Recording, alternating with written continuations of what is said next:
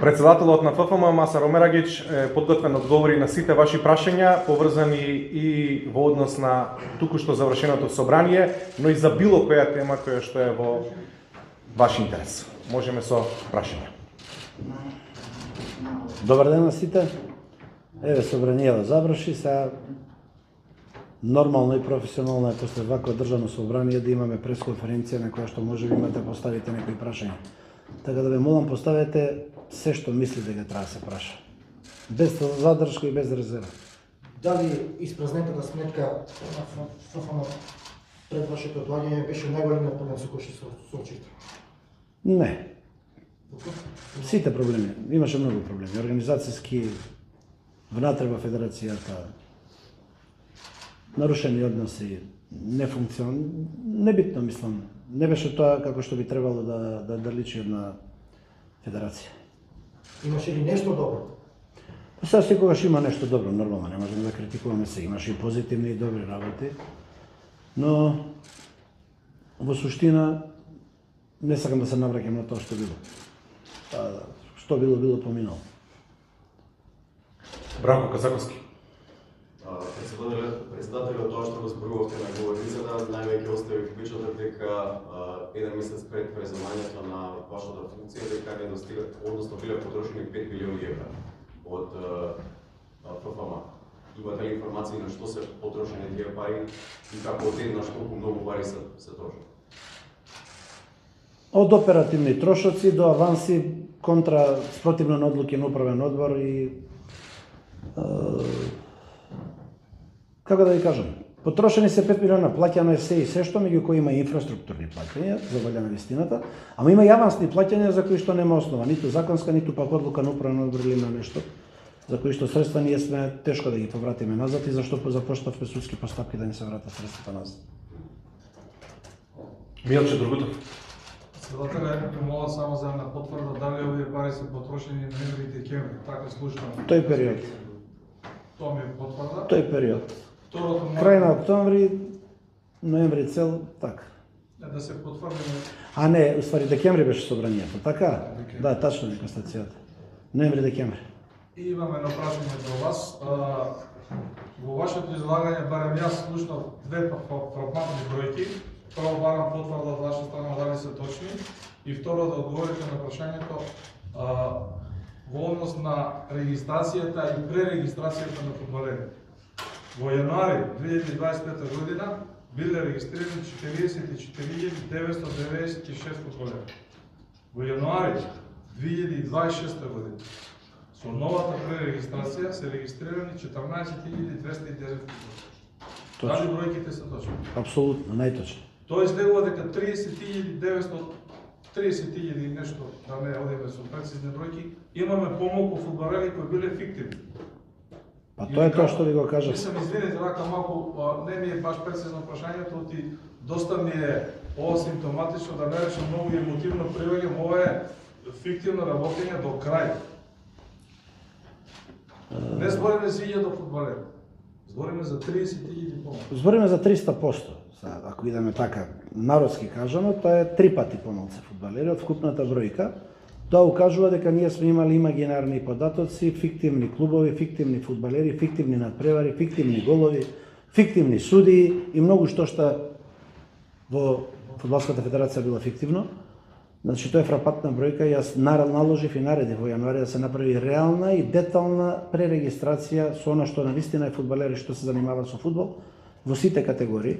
И ова би се бројки само во машките категории. За женските категории во тек е пререгистрањето, така не знам какви таму ќе бидат резултатите, меѓутоа ќе бидете информирани. Тоа укажува дека ние сме имале имагинарен фудбал на многу нива, тоа е жално. Зошто е тоа така правено, не сакам да шпекулирам. Една од причините зошто го променивме статутот е тоа. Кога сами себе се залажувате, не можете да одите напред, ниту било што да планирате во животот. Така и ние, како Фудбалска федерација, сме имали некои имагинарни бројки, сме се представувале како огромна федерација, меѓутоа тоа не е тоа. Подобро е да ја имаме и да ја презентираме реалноста, ма каква била, и најлошо да е, ама да е реална. отколку да представуваме лажна слика и да даваме неточни податоци и неточни фудбалски клубови, екипи, голови, суди. Со тоа не правиме ништо. Се залажуваме само самите себе. Наташа Другутов. Председателе, кога го спомнавте веќе управниот одбор, дали со овие промени во статутот во иднина тоа значи дека ќе можете како председател сами да го обирате управниот одбор или повторно ќе биде претходниот начин на бирање на управниот? Председателот ја предлага листата за членови на управниот одбор со новиот статут. И има доста промени што ги правиме во новиот статут. За прв пат од осамостојување им се дава можност за учество во работата на Фудбалската федерација, на собранието и на клубовите, односно директно им се дава на прволигашите согласно статутот. Статусот како прволигаши се стекнуваат со можност да видат секој прволигаш да даде делегат на собрание. Значи 10 прволигаша, 10 делегата на собрание. Единствено ќе имаат флексибилен мандат двата клуба кои што ќе го изгубат статусот на прволигаш, по автоматизам го губат членството за делегати на собрание, а по автоматизам новите два прволигаша го добиваат членството. Тоа до сега никогаш никој не го ни предложил, ниту го размислил, а камо ли да го направил. Нема од што да бегаме. Фудбалските клубови се чинители, носители на сето тоа што се случува во фудбалот, посебно клубовите од првата лига, и ние се одлучивме еден таков чекор. Наместо да преку здружение делегираат еден или два, не, ние им дававме право на сите 10 прволигаши. Додека регионите одиме на територијална поделба, Македонија ќе има 6 региона, фудбалска Македонија мислам. На фудбалски начин ќе бидеме поделени на 6 региона. Скопје само ќе биде така како посебен регион со општините што се околу Скопје, како што се и Линден, Петровици и другите општини што се составен дел. Тука другите региони ќе бидат 6 региони ќе бидат прв, втор, трет, четврти, пети, шести регион. Секој регион ќе даде по 6 делегата, кога ќе додадете 10 делегата од прволигашите, Сдружение на судиите ќе даде 3 делегата, така да ќе дојдеме до бројка некаде околу 50 на делегата ќе има нашето собрание. Статутот е комплетно направен во соработка со ФИФА и УЕФА и со нормално нивно одобрување, дури некои од точките беа услов, не беа предмет на разговор. Се ограничуваат мандатите како на председателот, така и на членови на управен одбор и на делегати во време траење од 3 мандата. Меѓутоа тоа нормално почнува да важи од стапување од следните избори кои ќе биде, тоа се 3 мандата. Не се бројува до денеска што биде мандатите. Имаме и возрастна граница која е 75 години, мислам дека беше така. Да не може постари од 75, за да има можности за промени. Бројот на членови на комисии исто така се ограничува, да мора да бидат до 3 члена на комисиите. И мислам дека е ова еден статус кој што е, да не кажам многу отворен, демократски, им дава можност на сите чинители. Нели, клубовите не може да сдружение направат со години. Еве, не мора да прават сдружение, бидејќи знаеме дека нема да се договорат, никогаш не може да се договорат, од таа причина еве сите 10 нека бидат делегати на собранието и тука преку собранието ќе можеме да дискутираме за се што е поврзано со фудбалот.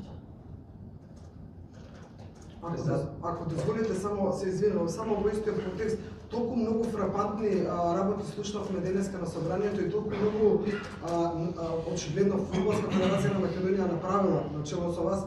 Остана ли нешто што го замисливте, а не го направивте до сега?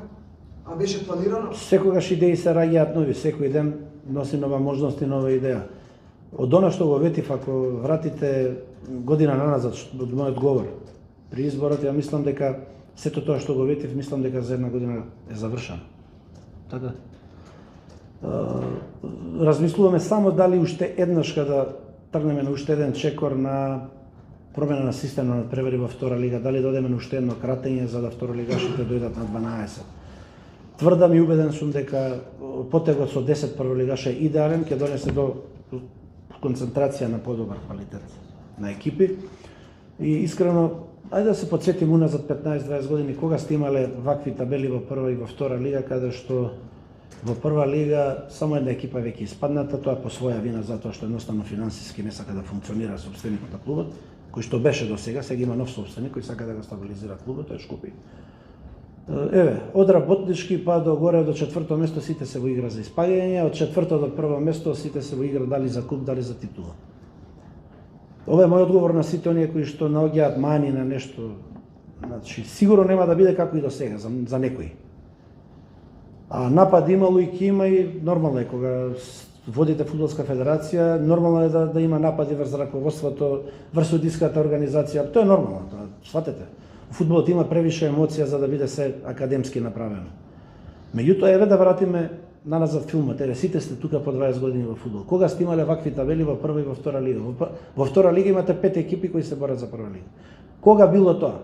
Во минатите првенства 10-то коло се знаело кој ќе влезе во прва лига. Ние нашето го правиме. Кажете ми скандалозна одлука на ВАР. Дали имаме? Скандалозна одлука. Кога ќе успоредиме со одлуки во Португал, во Италија, во Франција, во Англија. Дајте кај нас дека имаме скандал. Имаме грешки. Нормално е, и тие судии се луѓе и тие грешат. Ама дајте ми скандал дека имаме. Немаме. Сега некои клубови преку разни соопштенија сакаат да извршат притисок, ја тоа го сметам за легитимно, нормално. Се бори секој на свој начин да дојде до целта. Меѓутоа тоа не значи дека се нарушува системот да надпревари нешто. А веќе уцени некои што се проба странично да се одиграат со медиуми од надвор, тоа нема да помине. И тоа има погрешен пристап на нарачателите на тоа. Ќе се препознаат, добро. Председателе, преку видеозаписот видовме некои сети од Академијата Истанбулска. Услови во кои навигуваат на минатиот век, за жал. Видовме. И сето тоа е, мислам, евидентирано. Имаше реакција во јавноста за кампот, тренинг кампот, значи беа нели младиви категории во Кичево, па после се префрлија во Струмица. Како се условите и зошто е сменето, например, од Кичево, па префрлени се младите категории во Струмица? Ова се однесува на Кичево куќе на уметноста и Да, Пандев да. Струмица, предпоставам. Да. Шабан, многу ти благодарам на прашањето. Денис, извини. Денис, многу ти благодарам за прашањето, да наистина ми даваш можност да одговорам директно на нешто што беше предмет на шпекулации во одредени медиуми. Сакајќи да се изврши притисок врз раководството на федерацијата. Фудбалската федерација на Македонија користи услуги на неколку хотели. Во Скопје ги користиме услугите на Хотел Парк, што е до стадионот, до градскиот. Понекогаш кога е футсал репрезентацијата во Скопје на Хотел Русија, бидејќи од хотелот се спуштаат во салата, економски причини да не користиме превоз и така натака. И користиме задниве 2-3 пати искористивме поради практични причини Хотел Белви, кој што е реновиран, и Хотел Карпуш во една ситуација, мислам дека го искористивме. Нормално имаме спонзорски договор со Хотел Хилтон овде за репрезентација за потребите на фудбалска федерација, каде што имаме, нели, Хилтон е еден од спонзорите на фудбалската, Хотел Хилтон by Double 3. Благодарејќи на разбирањето на господинот Ајдо Надемовски, имаме одлична соработка и тој е еден од спонзорите на фудбалската федерација. Тука имаме некои другачи пристап во соработката. Што се однесува до хотелите, не с државата. Соработуваме со хотелот Инекс Горица во Охрид, со хотел Силекс во Охрид.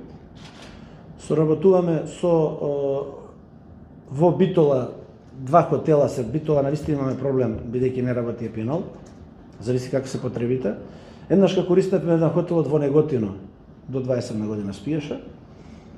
И услугите на хотел Истатов во Дојран, каде што сега се заврши теренот, а тоа е више традиција да во хотел Истатов во зимскиот период одат женските селекции и правиме некои семинари за тренирање, што е, да не кажам, 25 години.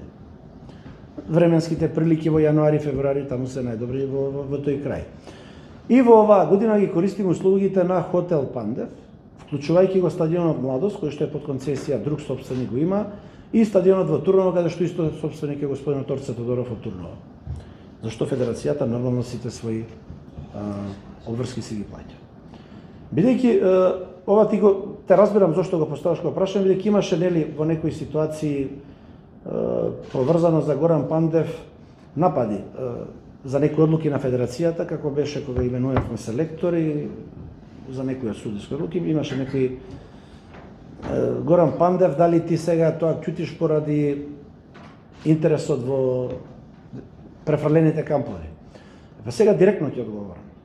Горан Пандев е еден од неколкуте македонски фудбалски легенди, тука вклучувајќи ги Дарко Панчев, Илија Најдовски, Горан Пандев, Агим Ибраими, Никол Ченовевски, помалата генерација сега што се Барди и така натака, значи имаме. Меѓутоа ова се повозрастните генерации. И Горан Пандев имал среќа да игра во големи клубови и да заработи средства кои што не се мали. За разлика од некои други луѓе, Горан Пандев решил да инвестира во Македонија и во својот роден град изградил спортски хотел со спортски терени, со сите придружни елементи што се потребни: теретана, сауна, училници и така натака, и директно искачате од хотел на терен.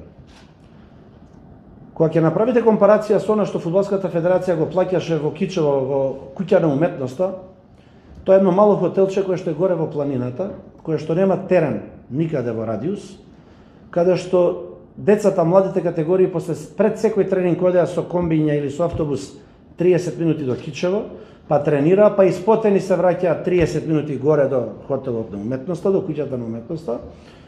Сега имаме еден хотел каде што многу подобар по квалитет и по храна, тоа сите што ги користели и претходно и сега кажуваат, храната, смештајот, односот, условите, теренот не може да се споредат, тоа се неколку класи разлика. Ние решивме, и не гледам ништо лошо во тоа да Фудбалската федерација дел, не се, значи не е вистина кога ќе се каже се, дел од своите кампови ги префрли во Струмица. Тоа е еден начин да му се одолжиме на тоа фудбалско име Горан Пандев, кој е дал за Македонија многу, за фудбалска Македонија дал многу, бил капитен на генерацијата што отида на Европско првенство. И некоректно од тие индивидуи кои што го спомнуваа неговото име во тој контекст, интерес, нема интерес. Горан Пандев финансиски обезбеден. Меѓутоа, кога тие млади деца одат таму на тие кампови од академијата и ги гледаат сликите од надпреварите на Горан Пандев, имаат идол, имаат мотив. И они сакаат да го постигнат тоа ниво што тие го постигнале. Кога збориме за финансискиот дел, тука сме најтранспарентни.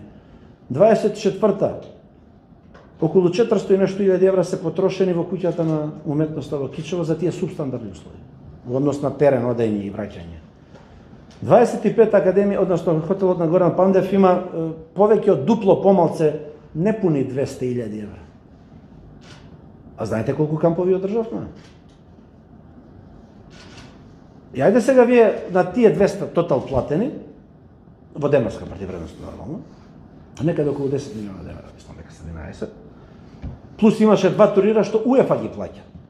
Меѓутоа тоа се не е нешто огромно.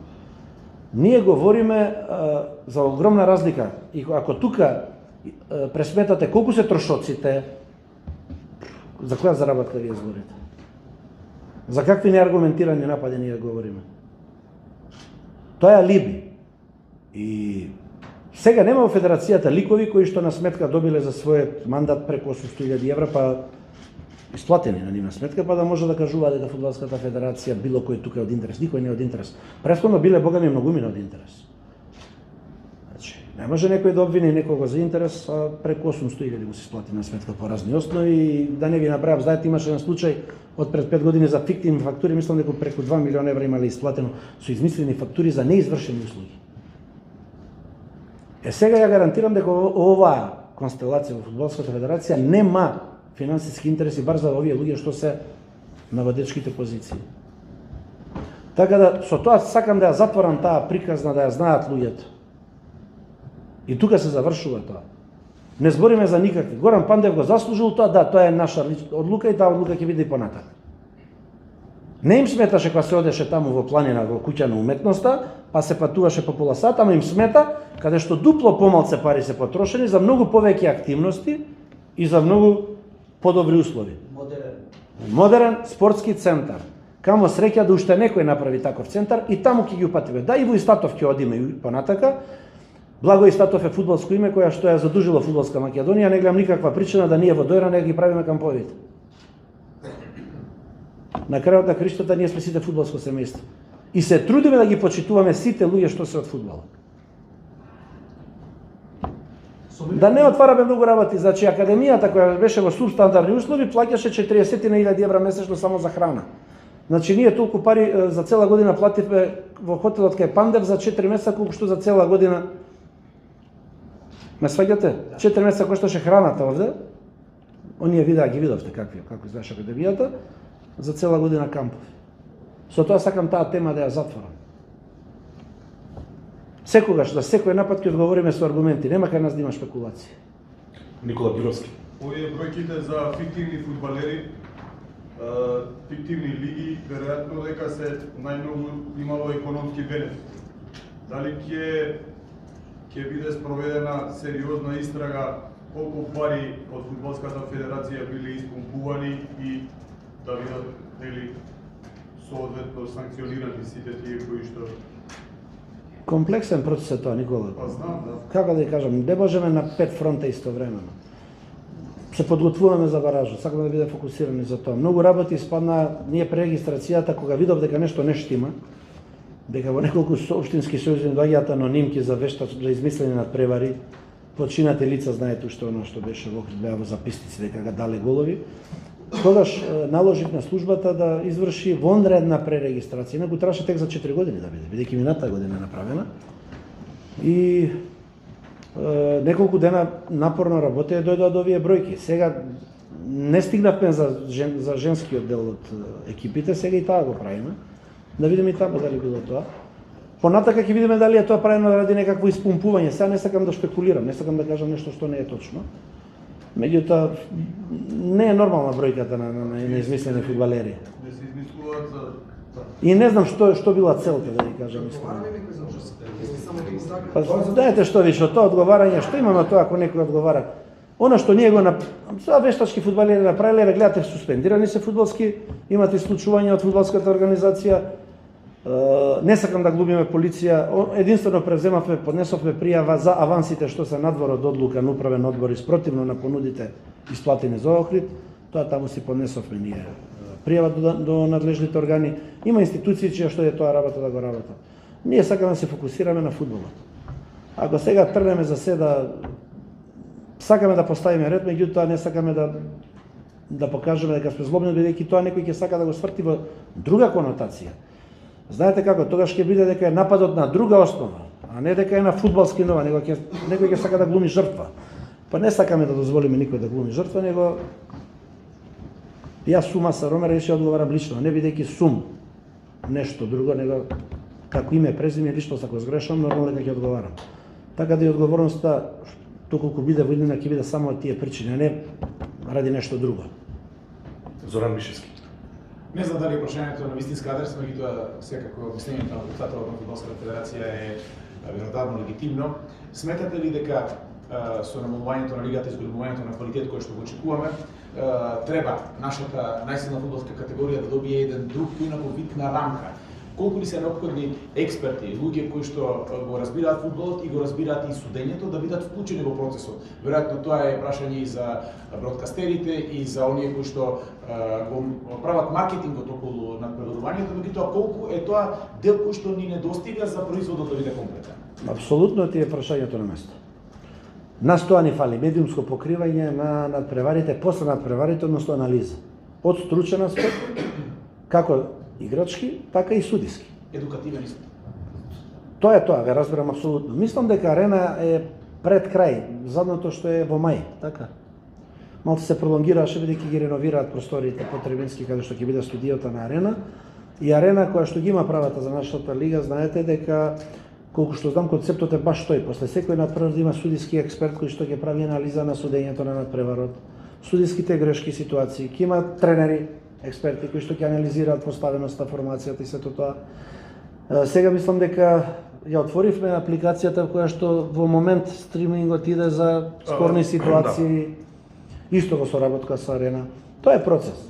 За година дена максимум ги тераме работите, меѓутоа оптимистувам дека во наредното првенство максимално ќе бидеме покриени од тој дел. Со анализа после надпревар, со гости во студиото, со различни мислења од судии, судиски бивши судии. Тоа е тоа што ние го прифаќаме и тоа ќе биде здрава дебата. Меѓутоа нема никош да прифатиме тенденциозни напади. А анализа, и ние грешиме, и судиите грешат, и тренерите грешат, ама тоа да не биде со задна намера, туку да биде транспарентно и да се направи анализа. Имате и ситуација кога судијата не е поставен, како да ви кажам, не може да го види агола.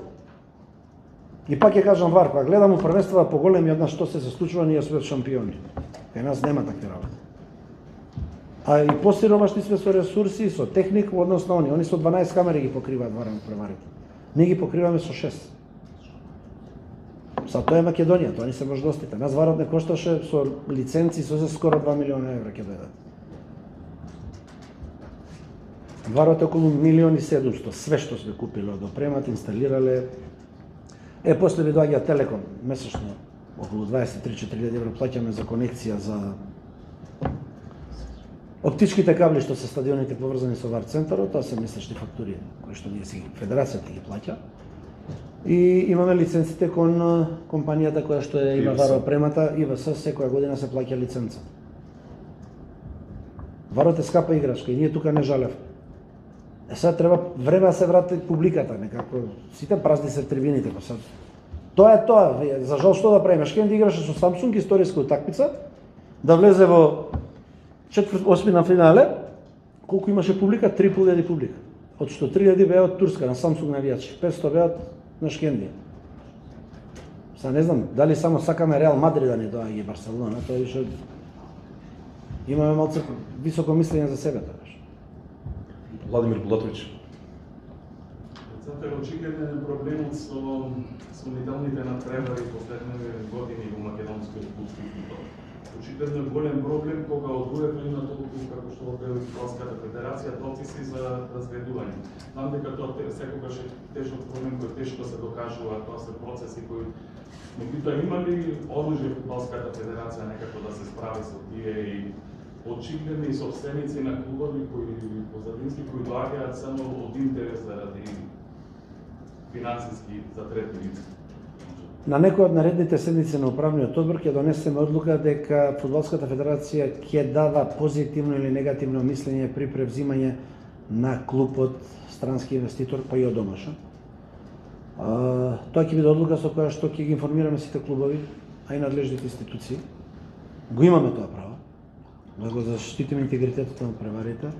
Во овие неколку години се покажа во наводници странски инвеститори кои што беа обични манипулатори, кои што пред се целта им беше да манипулираат и се стегнат со некаква си корист, загрозувајќи го интегритетот на надпреварите. Ние не сме истражен орган, ние не сме суд за да може некој да му пресудиме, меѓутоа ние можеме да имаме мислење.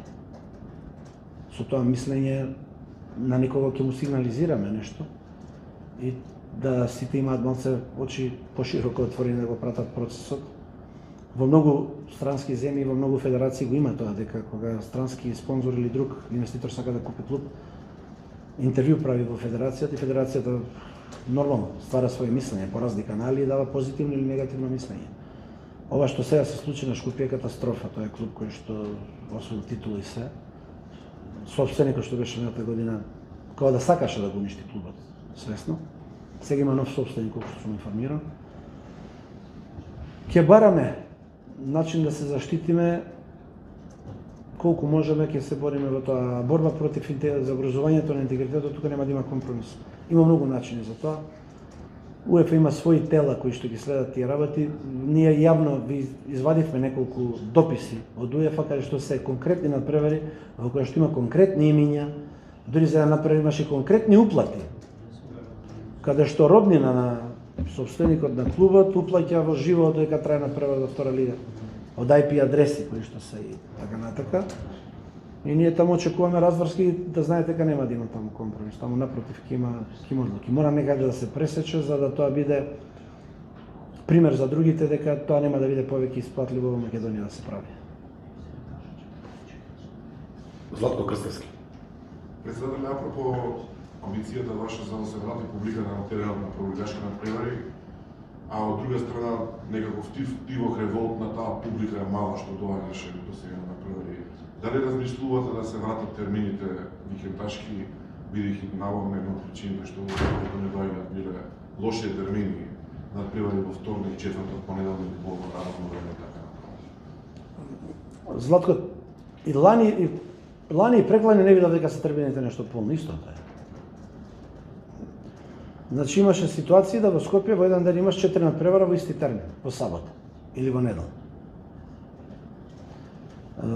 Сега ни е густ распоредот поради календарот за светското првенство и квалификациите.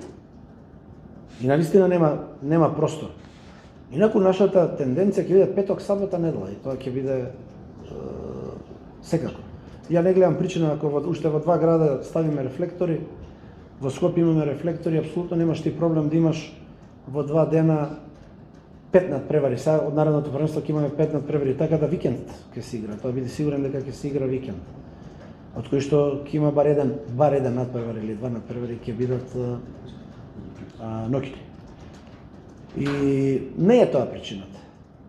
Не е тоа причината, да, работни денови е причината, но и претходното првенство не беа нешто пуни трибините. Ние намерно расцепкавме петок, сабота, недела, да во Скопје ако имаме 4 прволигаша, во петок, сабота, недела да има по еден надпревар. Тогаш можат луѓето да отидат на еден надпревар. Сега Шкупи кој што има фудбалска армија самиот сопствени го уништи, ние тука не сме мокни ништо. Другиве клубови тоа се навијачите. Сега да видиме новите кои ќе влезат во прва лига, мислам дека обично тогаш има фудбалска еуфорија и во тие градови ќе имаме публика. Наше е да работиме на начинот како што мислам дека е исправно. Квалитетот постепено и настапите во Европа може да ја заинтригираат публиката да постепено да ја надпревари и што повеќе дерби надпревари со силни прволигаши. Ако нема други прашања, ви благодарам на сите за присутноста и на собранието и на оваа пресконференција.